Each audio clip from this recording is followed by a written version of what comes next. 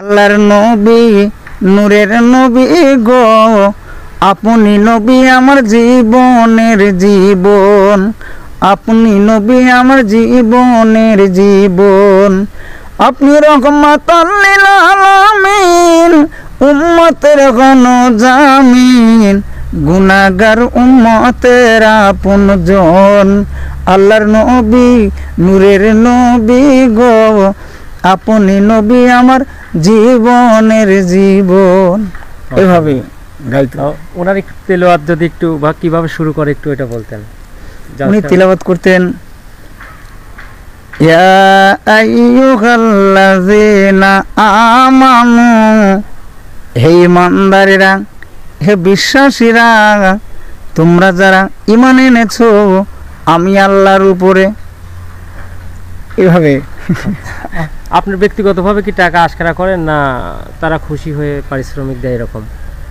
হ্যাঁ, আমি বিশেষ করে আমার ক্ষেত্রে এটা কর্তৃপক্ষ যেটা ভালোবেসে আমাকে দেবে ওটাই আমি গ্রহণ করি হাদিয়া হিসাবে। আমি চুক্তি করে আমার মনে পড়ে না যে চুক্তি করে আমি মাহফিল করেছি। আপনার জেলা যারা ধন্য করেছে, কতই আল্লাহর ওলি পাবনা জেলা ঘুমিয়ে রয়েছে, পাবনার জমিনকে যারা আলো জ্বেলেছে। আসসালামু আলাইকুম, নির্মাতা টিভির পক্ষ থেকে আপনাদের সবাইকে অনেক অনেক প্রীতি ও শুভেচ্ছা। এই মুহূর্তে আমার সাথে যিনি আছেন, আমাদের সবার জনপ্রিয় বক্তা জনাব আলহাজ মাওলানা বারী সিদ্দিকী। হুজুর, কেমন আছেন আপনি? জি আলহামদুলিল্লাহ, ভালো আছি। আমরা আপনার কাছে আসলে জানতে চাই যে আপনি কবে থেকে এই বক্তা হয়ে ওঠার শুরু করলেন এবং কবে থেকে বুঝলেন যে না আমি বক্তা হব? বিল্লাহি মিনাশ শাইতানির রাজিম, বিসমিল্লাহির রহমানির রহিম, আলহামদুলিল্লাহ, সালাতু ওয়াসসালামু আলাইকা ইয়া রাসূলুল্লাহ।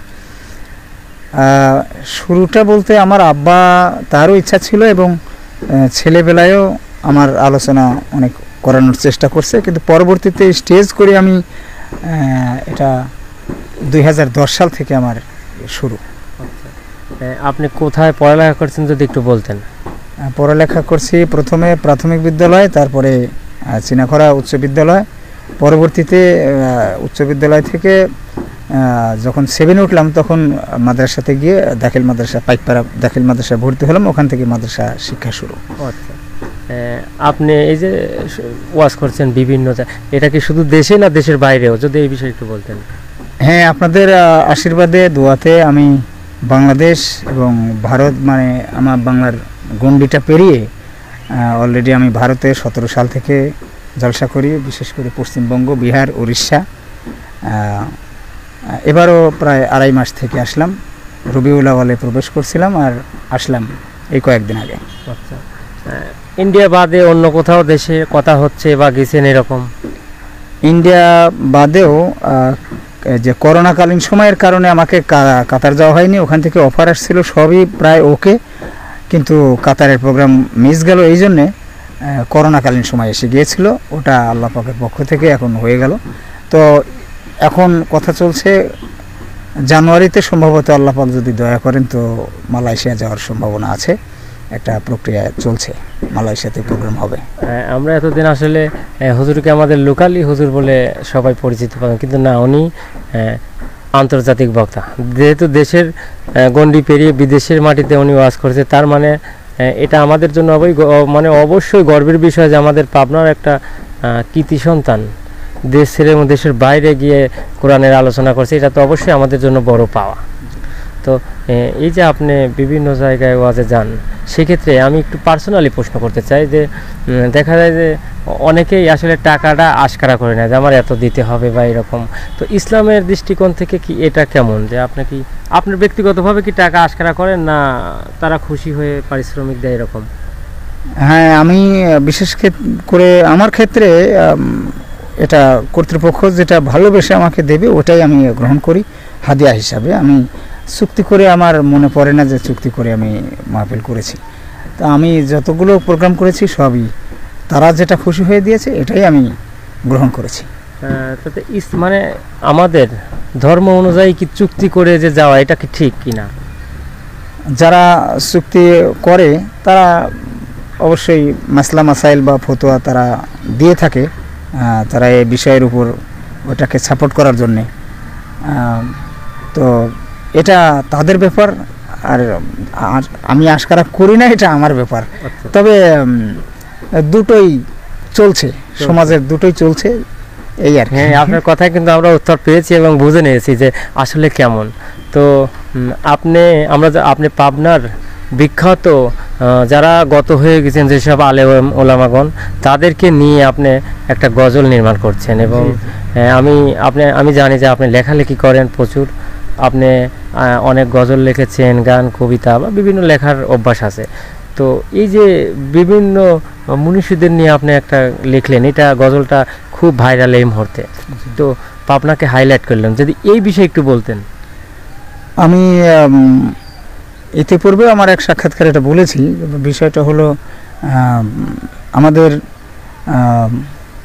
ভাষা আন্দোলন সহ 1971 সালের মুক্তিযুদ্ধের সপক্ষে যারা লড়েছিল, বিশেষ করে পাবনা জেলার কৃতি সন্তান যারা বিগত তারা হয়ে গেছে অনেকেই, তাদের নিয়ে বা কবি সাহিত্যিক, পাবনা অনেক বিষয়ের উপর অত্যন্ত একটা সুনামধন্য একটা জেলা, পুরাতন জেলা, অনেকেই অনেক বিষয় নিয়ে তুলে ধরেছে পাবনার ইতিহাস ঐতিহ্য নিয়ে। তো পাবনা জেলায় যে সারা বাংলাদেশের বা ভারত উপমহাদেশের মধ্যে যে অলিয়া উলিয়ারা এসেছে, তো অলিয়া উলিয়াদের নিয়ে পাবনা জেলায় যে এসেছে এটা বিষয় নিয়ে কেউ তুলে ধরেনি, যার কারণে আমি এটা মনে করলাম যে এটাও তুলে ধরা দরকার, যে পাবনার জমিনেও আল্লাহর ওলিরা বিভিন্ন দেশ থেকে আমাদের দেশে এসে কালেমার ঝান্ডা উড়িয়েছে বিভিন্ন সময়ে বিভিন্ন প্রয়োজনে।